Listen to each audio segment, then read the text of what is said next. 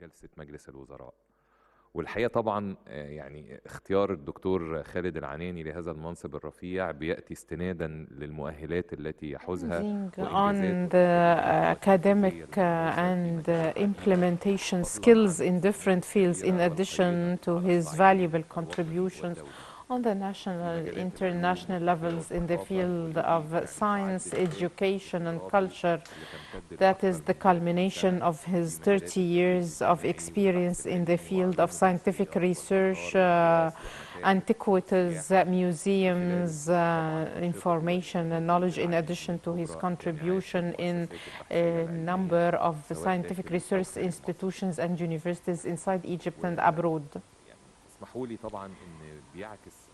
And the Egyptian nomination reflects the relation between Egypt and UNESCO that dates back to the Egyptian contributions in drafting the Charter of UNESCO and its signature in 1945 up till the famous campaign to save the Nubian temples. That's considered to be one of the biggest success stories of the organization. It is a unique experience that inspired the international community to draft one of the most important legal documents, and this is the UNESCO Convention from 1972 on the protection of natural and cultural heritage.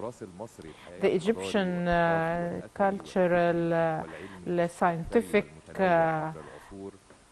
historical heritage that witnesses the humanity development and how it formed the mankind development. This pushes modern Egypt to move towards for continuing its contribution in the field of science, education, and scientific research through the great educational institutions, the schools, universities, institutes that receive annually millions of Egyptian researchers, students, and a lot of scientists have been graduated from it, and many of them were awarded great laureates like Nobel Prize, as well as their contribution in the field of art and literature, and addition to different fields. And it is worth noting that Egypt gives due attention to UNESCO and plays an active role in UNESCO over decades. It contributed especially over the previous few years in drafting a number of international and regional initiatives within the framework of the mandate of UNESCO, with the objective of upholding the values of peaceful coexistence between nations and respect of others. Egypt helped in making important decisions regarding the protection of tangible and intangible heritage, as regarding the illicit smuggling and illicit trafficking of antiquities.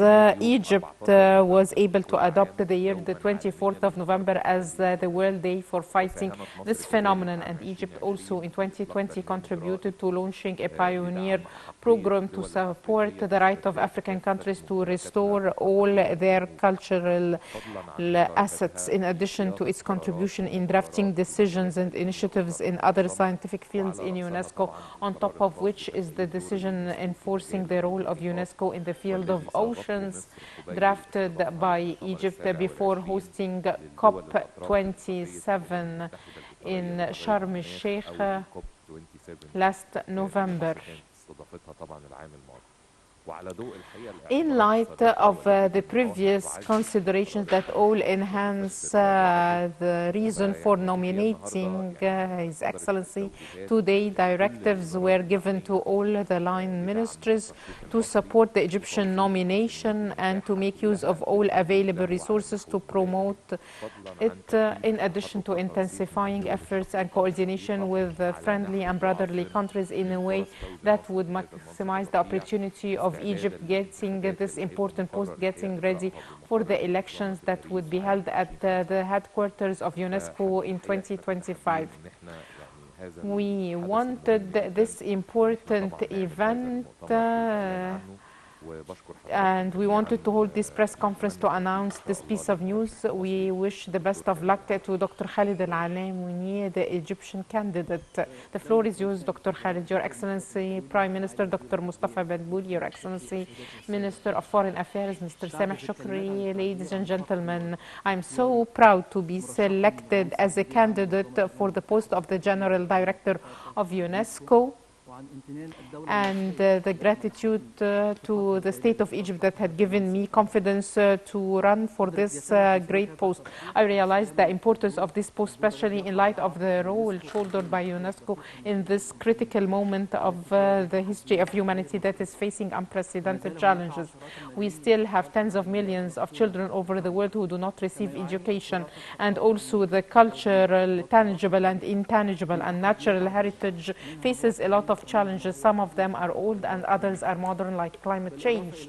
In addition to the fact that the least developed countries do not benefit from the stride in the field of technology and innovation worldwide, the world today is in dire need more than ever for dialogue, coordination, spreading the culture of tolerance, respecting the difference and respecting the other, as well as overcoming difference, extremism, discrimination, enhancing the cultural difference, as well as narrowing the scientific gap and doubling efforts to achieve sustainable development goals, especially those related to access to knowledge, education, equality, innovation, peace and justice. I'm honored to share my academic and executive experience in serving UNESCO and its noble goals that is related to every Egyptian over thousands of years since the dawn of the Egyptian civilization up till today. This upholds peace and is based on the mix between the African and the Arab identities, the Christian, Jewish and Muslim culture.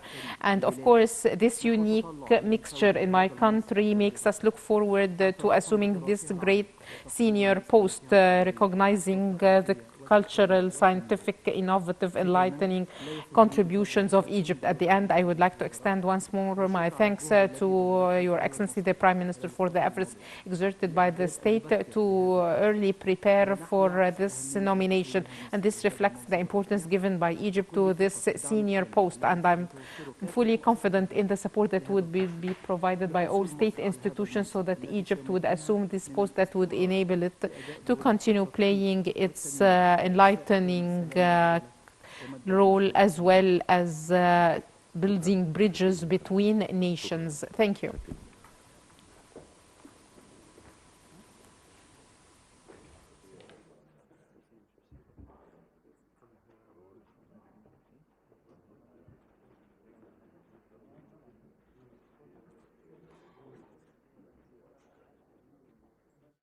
And that was the Prime Minister, Dr. Mostafa Madbouly, holding a press conference following the weekly cabinet meeting in the new administrative capital.